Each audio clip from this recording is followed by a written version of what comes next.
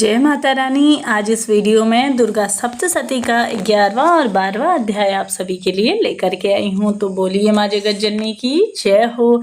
तो इस अध्याय में हम पढ़ेंगे देवताओं द्वारा देवी की स्तुति तथा देवी द्वारा देवताओं को वरदान।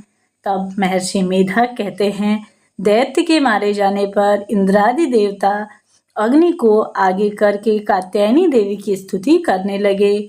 उस समय अभिष्ट की प्राप्ति के कारण उनके मुख खिले हुए थे। देवताओं ने कहा, हे शरणागतों से दुख दूर करने वाली माँ, तुम प्रसन्न हो।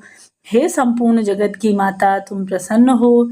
हे विघ्नहर्ता, विश्व की रक्षा करने वाली, क्योंकि तुम इस चर और अचर की ईश्वरी हो। हे देवी, संपूर्ण जगत की आधार रूप हो, क्योंकि तुम पृथ्वी रूप में भी स्थिर हो और अत्यंत पराक्रमी देवी हो। तुम विष्णु की शक्ति हो और विश्व की बीज परम माया हो, और तुमने ही इस संपूर्ण जगत को मोहित करके रखा है। तुम्हारे प्रसन्न होने पर ही यह पृथ्वी मोक्ष को प्राप्त करती है। हे देवी, संपूर्ण विद्याओं में तुम्हें भिन्न भिन्न स्वरूप हैं। इस जगत में जितनी स्त्रियां हैं वह सब तुम्हारी ही मूर्तियां हैं। यह मात्र तुमसे ही इस जगत को व्याप्त कर रखा है। तुम्हारी स्तुति किस प्रकार हो सकती है, क्योंकि तुम परम बुद्धि रूप हो और तुम ही संपूर्ण रूप से स्वर्ग और मुक्ति देने वाली हो। तथा ब्रह्माणी का रूप धारण करके हंसों से जुते हुए वाहन पर बैठती हो तथा कुश में अभिमंत्रित जल छिड़कती रहती हो। तुम्हें सत सत नमस्कार है। हे माहेश्वरी रूप से त्रिशूल, चंद्रमा और सर्पों को धारण करने वाली महावृषभ वाहनी, हे नारायणी, तुम्हें नमस्कार है। मोरों तथा मुक्टों से घिरी रहने वाली महाशक्ति को धारण करने वाली, हे कौमारी रूप धारिणी, तुम्हें नमस्कार है। शंख, चक्र, गद तथा शंख, धनुष रूप आयुधों को धारण करने वाली वैष्णवी रूपी नारायणी, तुम्हें हमारा सत सत नमस्कार है। दांतों पर पृथ्वी धारण करने वाली रूपणी, कालरात्रि कल्याणी और साथ ही कात्यायनी माता, हे उग्र नरसिंह रूप से दैत्यों को मारने वाली, त्रिभुवन की रक्षा करने वाली, तुम्हें सत सत प्रणाम है। तो तुम्ही से जैसा कि शिवदूती स्वरूप में दैत्यों के महामद को नष्ट करने वाली, घोरूप वाली, हे महाशक्ति, हे नारायणी, तुम्हें सत सत नमस्कार है। दाढ़ों के कारण विकराल मुख वाली, मुंडमाला से विभूषित, चंद्रमा रूपी और लक्ष्मी, लज्जा, महाविद्या, श्रद्धा, पुष्टि, स्वधा, शुद्धा, महारात्रि तथा महाविद्या रूपी नारायणी, तुम्हें मेरा सत सत प्रणाम है। विश्वेश्वरी, तुम विश्व का पालन करने वाली विश्व रूपा हो, इसलिए संपूर्ण जगत को धारण करती हो। इसलिए ब्रह्मा, विष्णु, महेश भी तुम्हारा वंदन करते हैं। जो भक्ति पूर्वक तुमको नमस्कार करता है, यह विश्व को आश्रय देने वाले बन जाते हैं। हे देवी, तुम प्रसन्न रहो और असुरों को मारकर जिस प्रकार तुमने हमारी रक्षा की है, और ऐसे ही हमारे शत्रुओं से सदा हमारी रक्षा करो।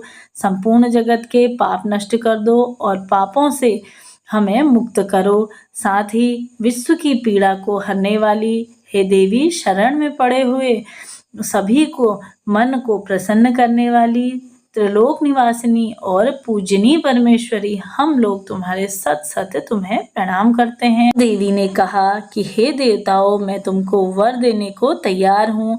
आपकी जो भी इच्छा हो वैसा ही वर मुझसे मांग लो, तुमको मैं अवश्य दूंगी। देवताओं ने कहा, हे सर्वेश्वरी त्रिलोकी, हे माँ जगत जननी, समस्त पीड़ाओं को तुम इसी प्रकार से हमेशा हरती रहो, हमारे शत्रुओं को इसी प्रकार नष्ट करती रहो।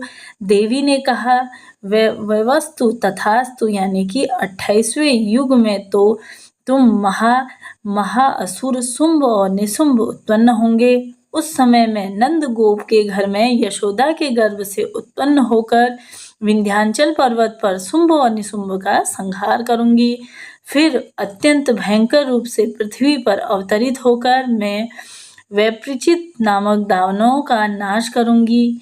उन भयंकर महाअसुरों को भक्षण करके असमय मेरे दांत अनार पुष्प के समान लाल होंगे। इसके पश्चात स्वर्ग के देवता और पृथ्वी पर मनुष्य मेरी स्तुति करते हुए मुझे रक्तदामिनी कहेंगे, और जब 100 वर्षों तक वर्षा नहीं होगी तो ऋषियों की स्तुति करने पर आयोजित नाम के यज्ञ से मैं प्रकट होंगी और अपने 100 नेत्रों से ऋषियों की ओर देखूंगी। अतः मनुष्य शताक्षी नाम से मेरा कीर्तन करेंगे। उसी समय मैं अपने शरीर से उत्पन्न हुए प्राणों की रक्षा करने वाले शाकों द्वारा सब प्राणियों का पालन करूंगी और तब इस पृथ्वी पर शाकंभरी के नाम से विख्यात होंगी। और जब इसके पश्चात मैं भयानक रूप धारण करूंगी, तब मैं हिमालय निवासी ऋषियों महर्षियों की भी रक्षा करूंगी। तब भीमा देवी के नाम से मेरी ख्याति होगी, और जब फिर अरुण नामक असुर तीनों लोगों को पीड़ित करेगा, तब मैं असंख्य भ्रमणों का रूप धारण करके उस महादैत्य का वध करूंगी। तब स्वर्ग में देवता और मृत्युलेख से मनुष्य मेरी स्तुति करते हुए मुझे भ्रामरी नाम से भी पुकारेंगे।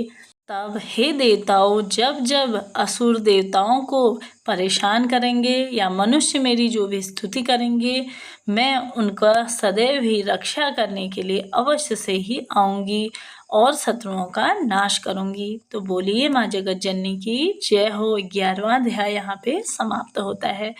चलिए अब स्टार्ट करते हैं 12वां अध्याय। 12वें अध्याय में हम पढ़ेंगे देवी चरित्रों के पाठ का महात्म्य। देवी बोली, हे देवताओं, जो पुरुष इस स्रोतों द्वारा एकाग्रचित्त होकर मेरी स्तुति करेगा, उसके संपूर्ण कष्टों को निसंदेह मैं हर लूंगी। मधुकैटव के नाम, महिषासुर के वध और शुंभ और निशुंभ के वध की जो मनुष्य कथा कहेंगे, मेरे महात्म को अष्टमी, चतुर्दशी व नवमी के दिन एकाग्रचित्त से भक्तिपूर्वक सुन देंगे, उसको कभी भी कोई पाप नहीं रहेगा। पाप में उत्पन्न हुई विपत्ति भी उसको नहीं सताएगी। इसके बाद घर में दरिद्रता नहीं होगी और न उसको कभी भी अपने प्रियजनों से पिछोड़ा होगा। उसको किसी भी प्रकार का भय नहीं लगेगा। इसलिए प्रत्येक मनुष्य को भक्तिपूर्वक मेरे इस कल्याणकारी महात्म को अवश्य से ही पढ़ना या सुनना चाहिए। मेरा यह महात्म महामारी से उत्पन्न हुआ और संपूर्ण उपदेशों से एक प्रकार से 3 प्रकार से उत्पातों को शांत कर देता है। जिस घर में व मंदिर में या किसी स्थान पर भी मेरा यह स्रोत विधि विधान से पढ़ा जाता है, उस स्थान का मैं कभी भी त्याग नहीं करती और वहाँ सदा ही मेरा निवास रहता है। बलिदान, पूजा, होम तथा महोत्सव में यह मेरा एक चरित्र उच्चारण करना तथा सुनना चाहिए। ऐसा हवन या पूजन मनुष्य जानकर या बिना जाने करे तो उसे तुरंत ही मैं ग्रहण कर लेती हूँ। और शरद काल में प्रत्येक वर्ष को जो महापूजा की जाती है, उसमें मनुष्य भक्तिपूर्वक मेरा यह महात्म सुनकर सब विपत्तियों से छूट जाता है और निर्भय हो जाता है। और महात्म को सुनने से जैसा कि शत्रु नष्ट हो जाते हैं तथा कल्याण की प्राप्ति भी होती है, उनका कुल आनंदित हो जाता है और बाल ग्रहों में ग्रसित बालकों के लिए यह मेरा महात्म परम ही शांति देने वाला है। मनुष्यों में फूट पड़ने पर यह भली भांति मित्रता रखने वाला मेरा यह महात्मा मनुष्यों को मेरी जैसी सामर्थ्य भी प्रदान करता है।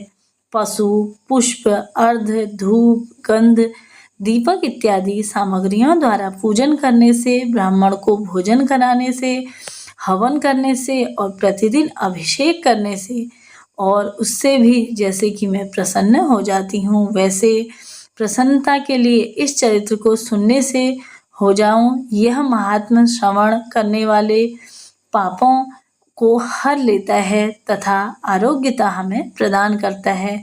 मेरे प्रादुर्भाव का कीर्तन दुष्ट प्राणियों से रक्षा करने के लिए किया जाएगा। युद्ध में दुष्ट दैत्यों का संहार करने के लिए उसके सुनने से मनुष्य को शत्रुओं का भी भय कभी नहीं लगेगा। हे देवताओं, जब तुम भी मेरी स्तुति करोगे अथवा ब्रह्मा जी ने भी जो मेरी स्तुति की है वह मनुष्यों को कल्याणकारी बुद्धि प्रदान करेगी। वन में, सोने मार्ग में अथवा दानव दल में घिरे हुए वन में, चोरों से घिरा हुआ या शत्रुओं द्वारा पकड़ा हुआ, जंगल के सिंहों से, व्याघ्रों से और जंगली हाथियों द्वारा पीछा किया जाने में, राजा के क्रुद्ध हो जाने पर, मारे जाने का भय, समुद्र में नाव के डगमगाने पर, भयंकर युद्ध में फंसा होने पर या किसी भी प्रकार की कोई पीड़ा से पीड़ित हो, घोर बाधाओं से दुखी हो, उस मनुष्य को मेरे इस चरित्र को अवश्य से ही स्मरण करना चाहिए। संकट से मुक्ति अवश्य मिलेगी। मेरे प्रभाव से सिंह, चोर या शत्रु इत्यादि दूर भाग जाते हैं और पास कभी नहीं आते।